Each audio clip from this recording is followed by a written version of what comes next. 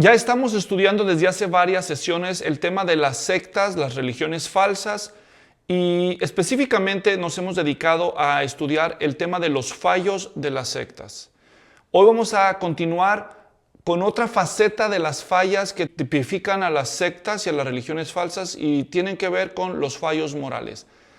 Y si alguien quiere copia, para ir llenando sus apuntes puede solicitarla por correo electrónico a luisfloriano@yahoo.com y con gusto le mandamos su copia digital para que pueda acompañar aquí a los alumnos que están conmigo estudiando esta clase.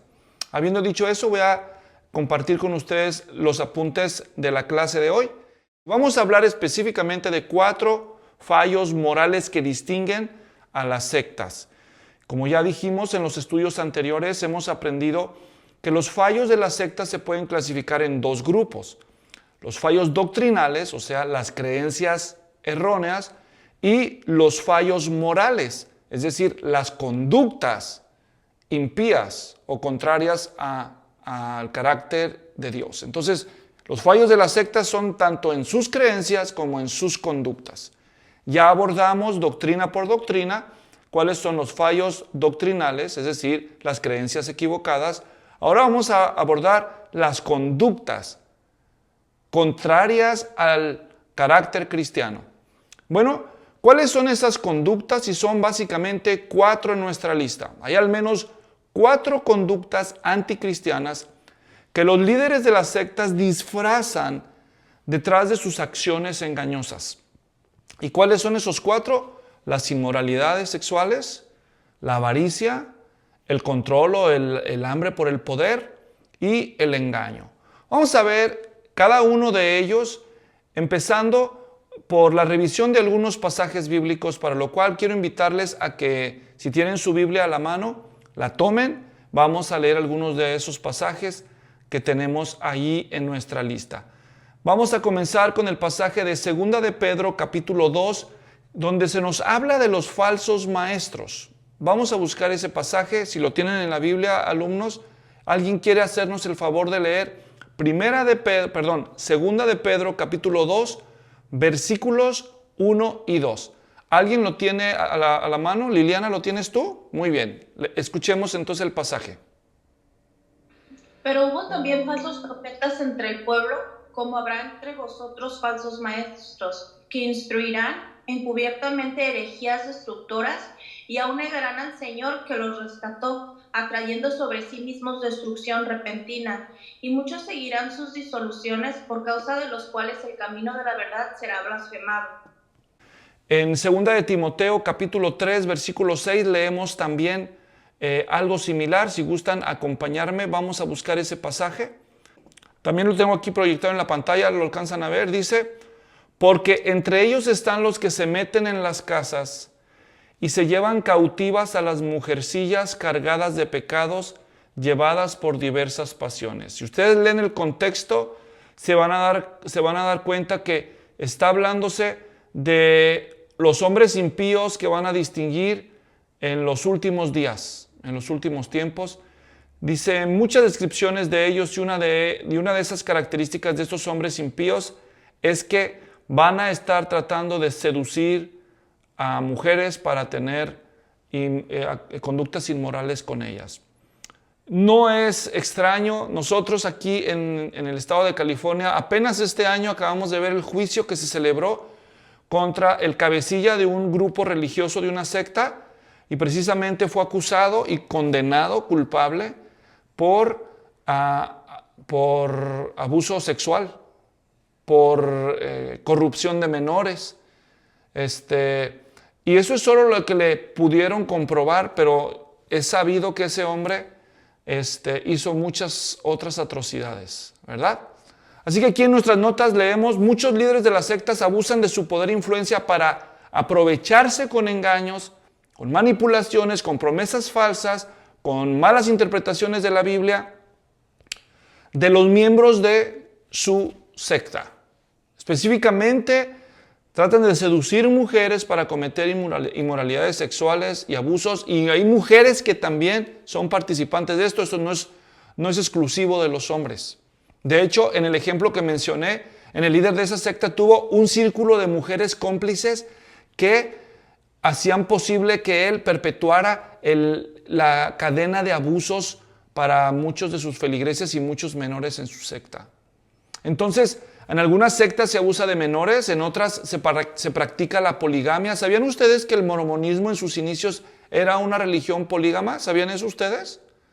El mormonismo en sus inicios, por causa de sus doctrinas, ellos decían que los espíritus, que Dios tenía muchas esposas en el cielo y engendraba hijos a través de relaciones con ellas, y esos hijos necesitaban un cuerpo donde habitar. Por lo tanto, los mormones debían tener muchas esposas también y engendrar muchos hijos con ellas para darle cuerpo a los hijos de Dios espirituales.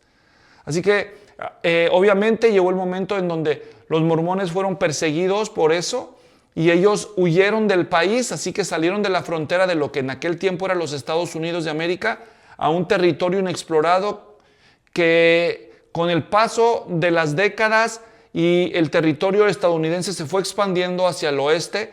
Ese territorio quedó al final adentro de los Estados Unidos, pero originalmente el estado de Utah estaba fuera de Estados Unidos y por eso los mormones se habían establecido ahí, porque practicaban la poligamia, pero la condición que les pusieron para que el estado de Utah fuera incluido en la unión fue que dejaran la poligamia y por esa razón dejaron ellos esa práctica.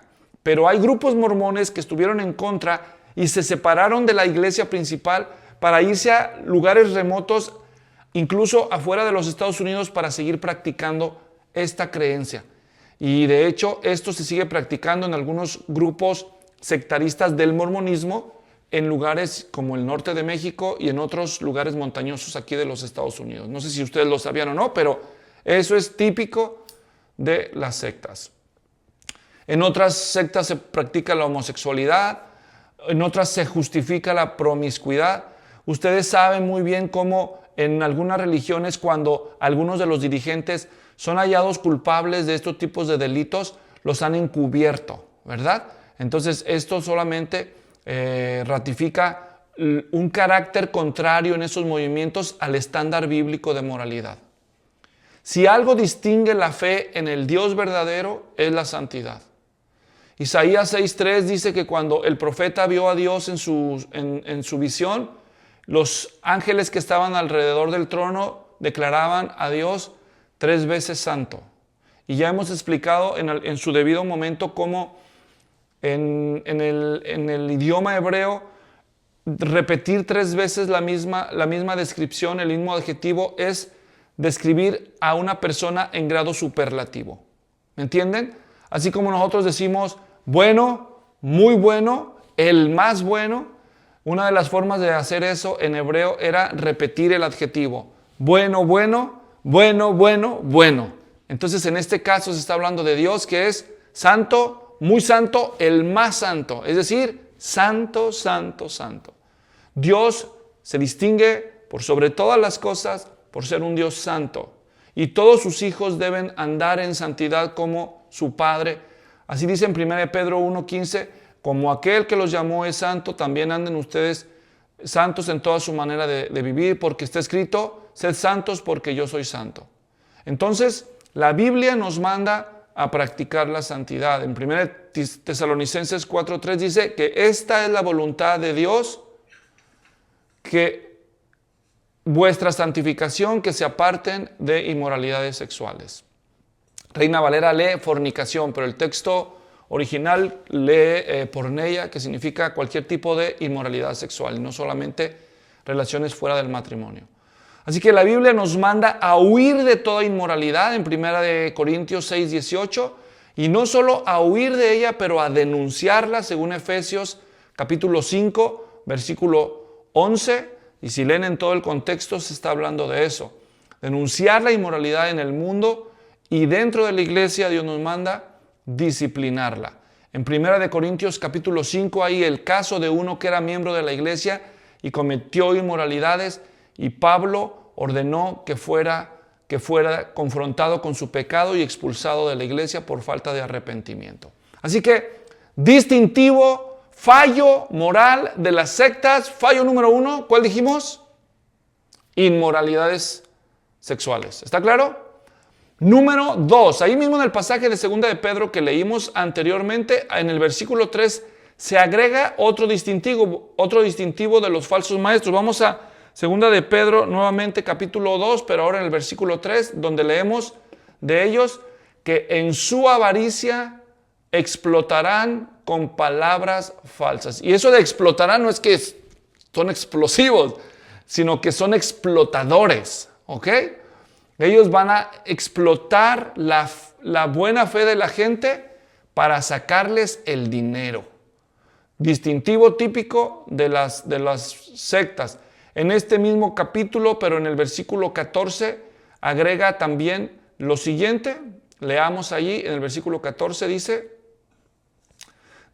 tienen los ojos llenos de adulterio, lo que ya vimos en la parte anterior, y nunca cesan de pecar, seducen a las almas inestables, tienen un corazón ejercitado en la avaricia.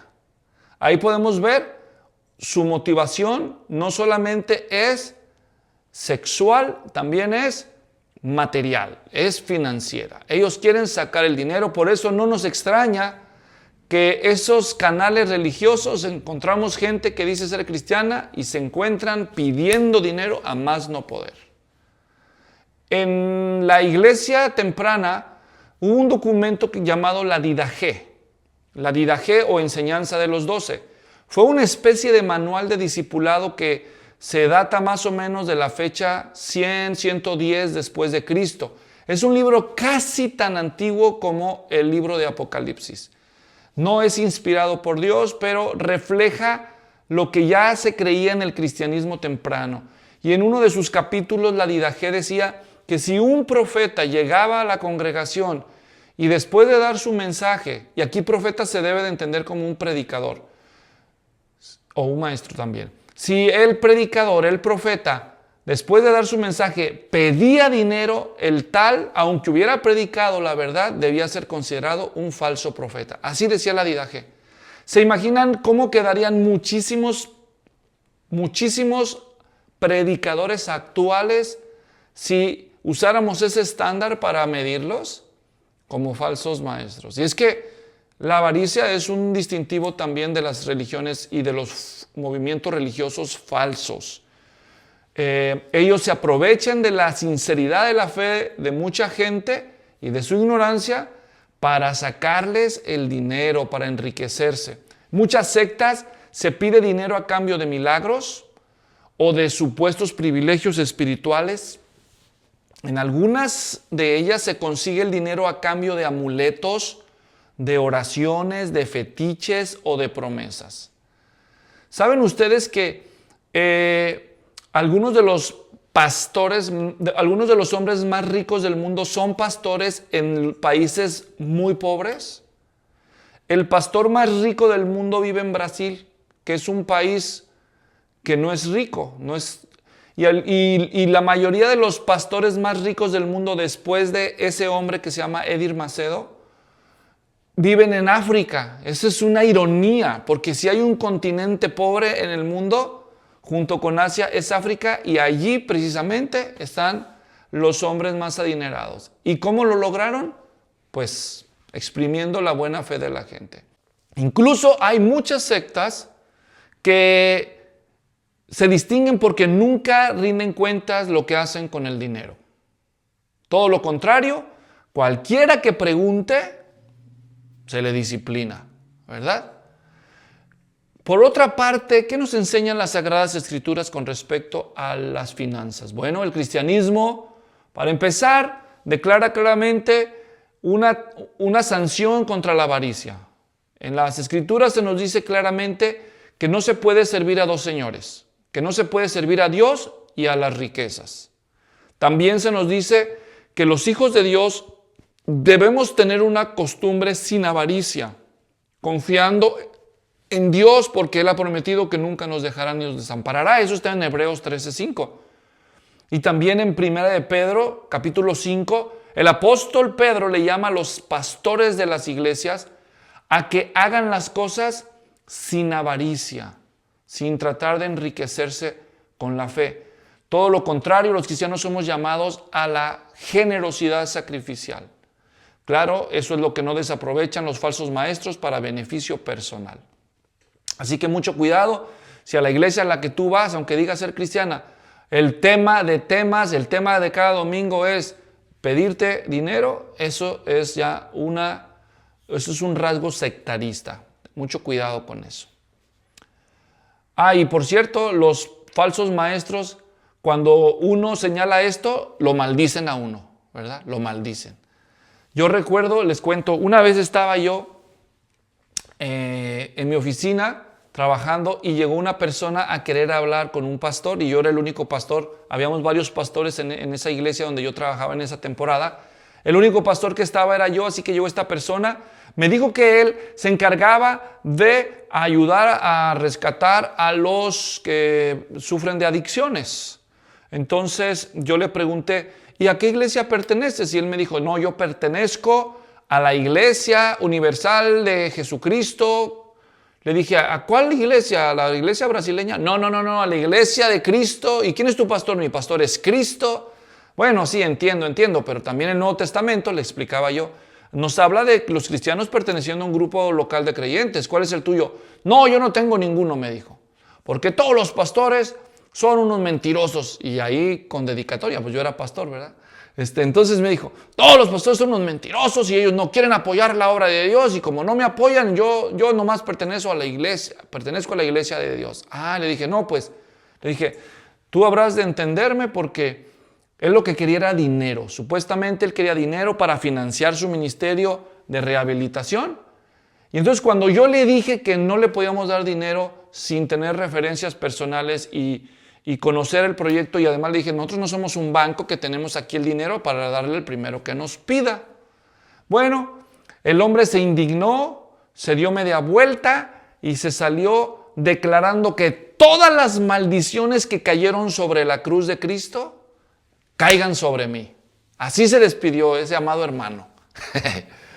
Claro que no era ni amado ni hermano, ¿verdad? Porque no me amaba, me odió.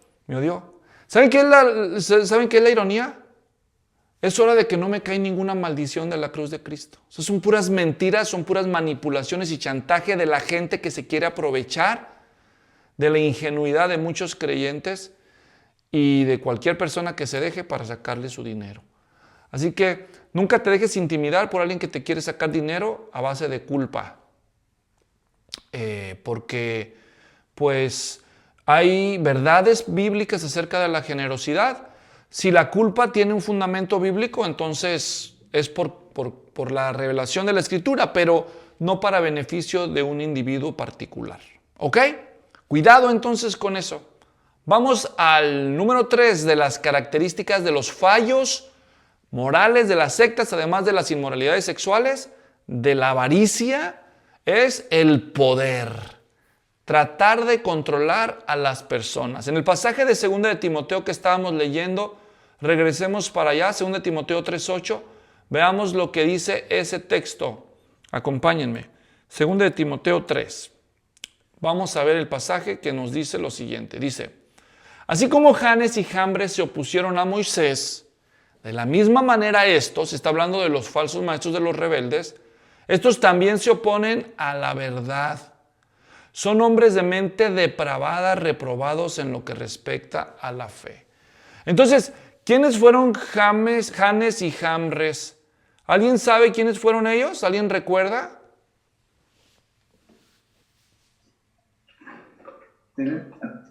Los magos de allá de Egipto. Exactamente. Cuando Moisés llega con el faraón y lanza la vara del Señor y se convierte en serpiente, los magos de faraón dijeron, no, su majestad, no se preocupe.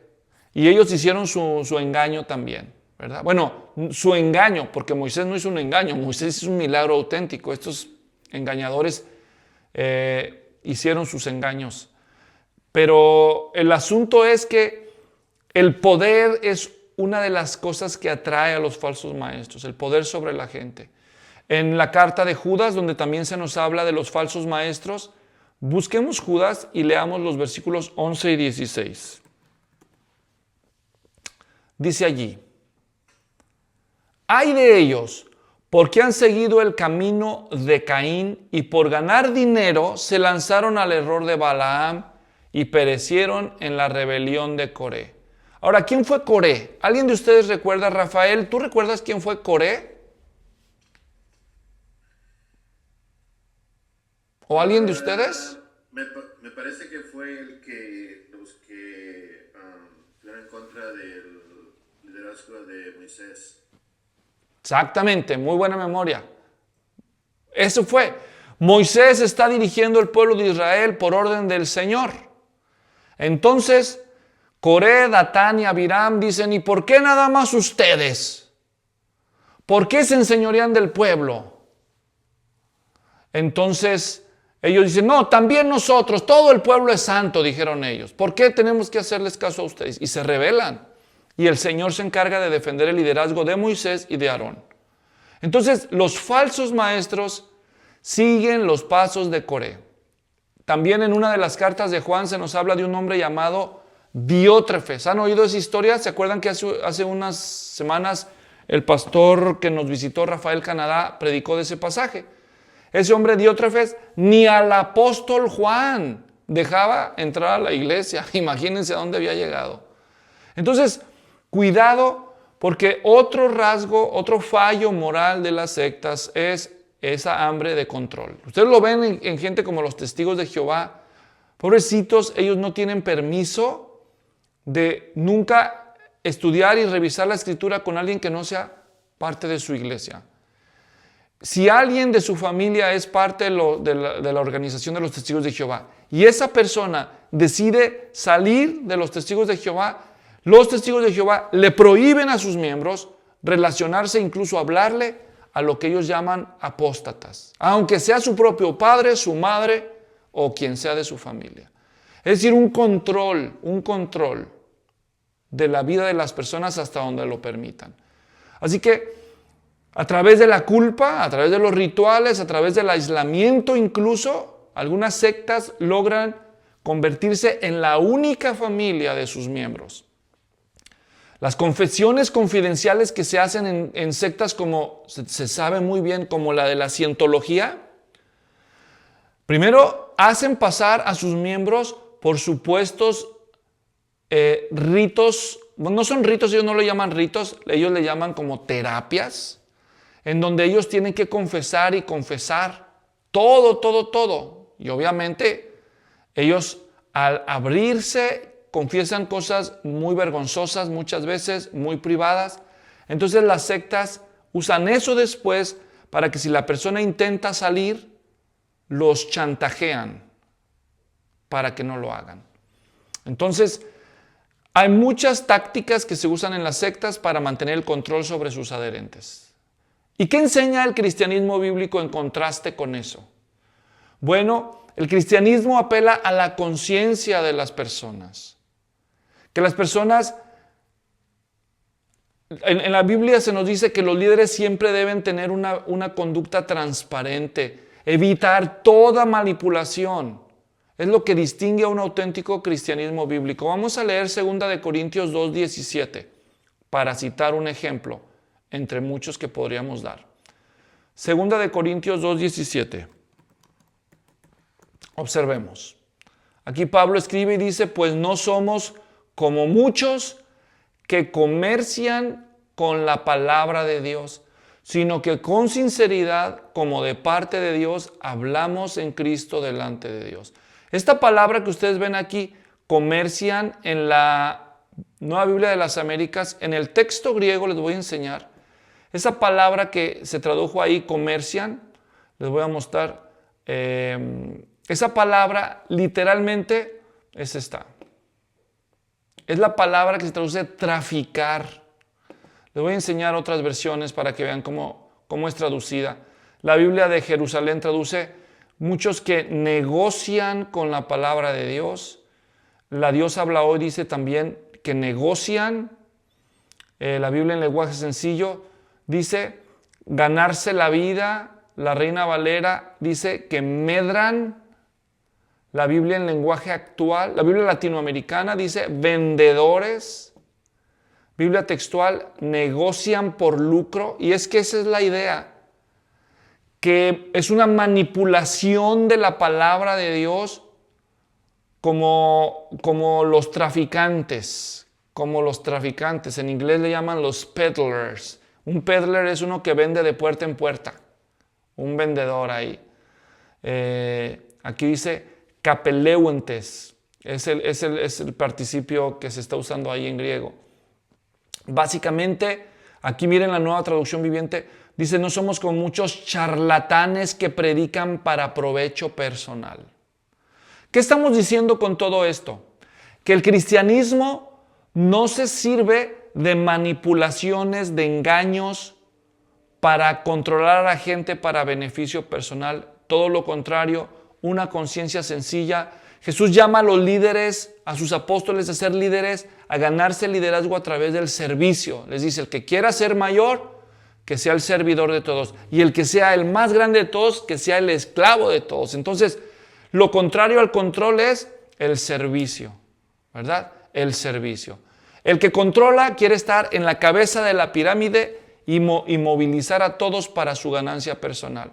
Pero el liderazgo cristiano auténtico, el dirigente, la pirámide se invierte y él está abajo al servicio de todos.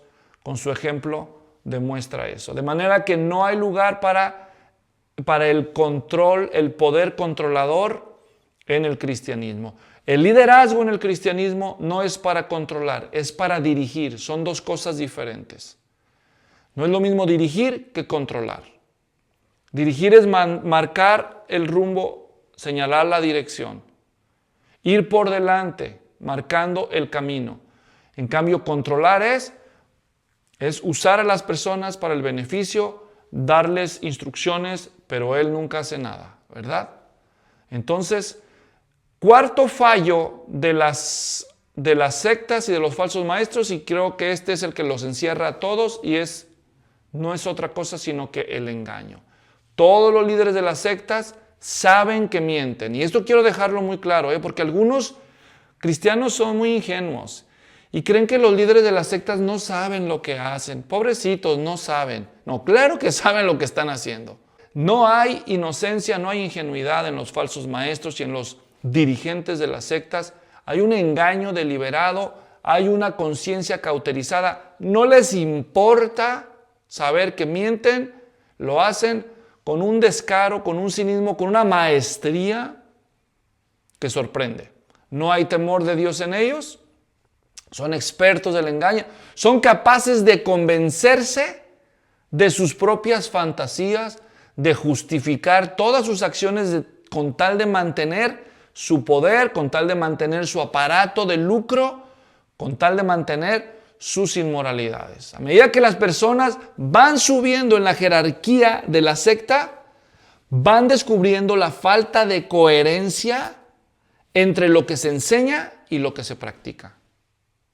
Acabo de recibir un correo electrónico de un suscriptor a mi canal de YouTube que me estaba contando cómo por muchos años él fue miembro de los Testigos de Jehová. Y que se puso a investigar por su propia iniciativa, no por influencia de nadie externo, sino porque él empezó a encontrar inconsistencias dentro de su movimiento hasta que cruzó una línea sin retorno, donde ya no pudo estar tranquilo en su conciencia junto con su esposa para seguir apoyando las creencias de este grupo falso. Así que él lo notificó a sus autoridades y obviamente sorprendidos lo confrontaron y lo expulsaron.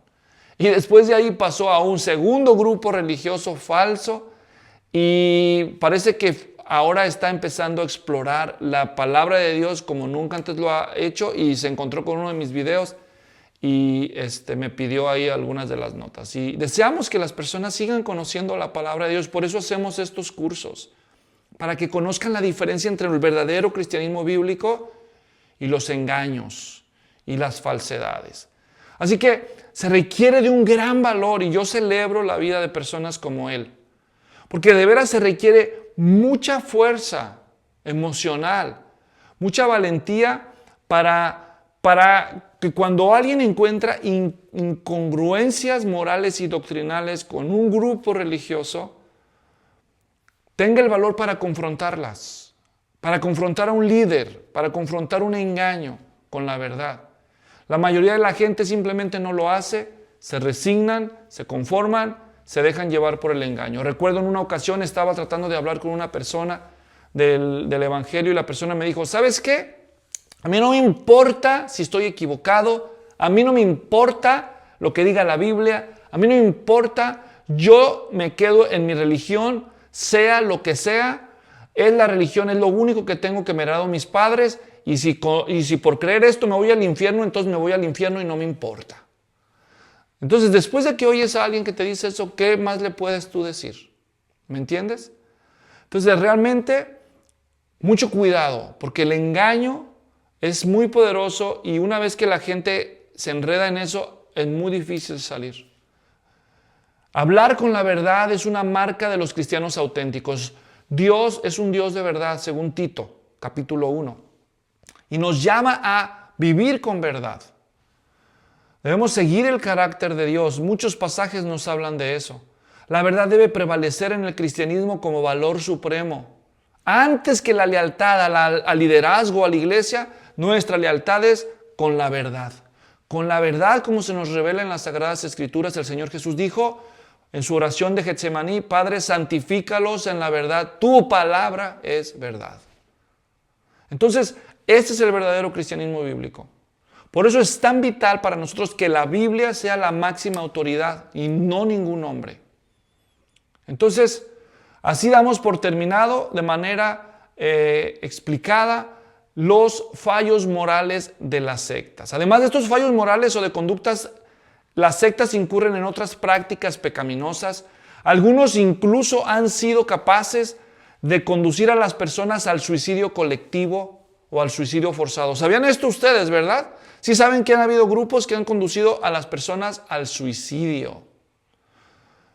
El cristianismo auténtico, desde su principio mismo, ha entendido que la verdad no solamente se cree, la verdad se practica. Por eso, las sectas se distinguen por conductas contrarias al cristianismo. Entonces, si tenemos presente en la memoria cuáles son las principales fallas de las sectas en materia doctrinal, sus creencias, y en materia moral, sus conductas, cuando conozcamos un grupo o un predicador nuevo, hay que fijarnos bien en lo que hay detrás de sus palabras. Porque hay muchos que son muy elocuentes, muy simpáticos, muy sonrientes, muy distinguidos, pero hay que ver cuáles son las creencias que ellos sustentan. ¿Cuáles son las doctrinas que ellos... Imagínense esto, les voy a dar un ejemplo. Si un pastor famoso, o un predicador, o un personaje, o una iglesia, o un movimiento, no quiere hablar de la Biblia mucho, evita profundizar, dice que ese no es su don, que ese no es su llamado, no quiere decirnos lo que piensa de la Biblia, sus creencias, no quiere decirnos cómo interpreta las Escrituras, ya no lo dijo. Ya no lo está diciendo. Ya nos está diciendo que la Biblia no es una prioridad para ellos, que la doctrina no es motivo de su interés, la clarificación de las doctrinas, que otras cosas son sus prioridades. Esto tiene que darnos a nosotros una pista. Bueno, aquí nos vamos a quedar en este tema de los fallos. En el próximo capítulo vamos a empezar a ver de manera muy simplificada, muy breve, las principales religiones y sectas a vuelo de pájaro, porque son demasiadas, y ahorita nada más estamos viendo un curso que se llama Resumen de las sectas. Así que eso es todo por ahora. Nos vemos en el siguiente de esta serie. Ahí los espero.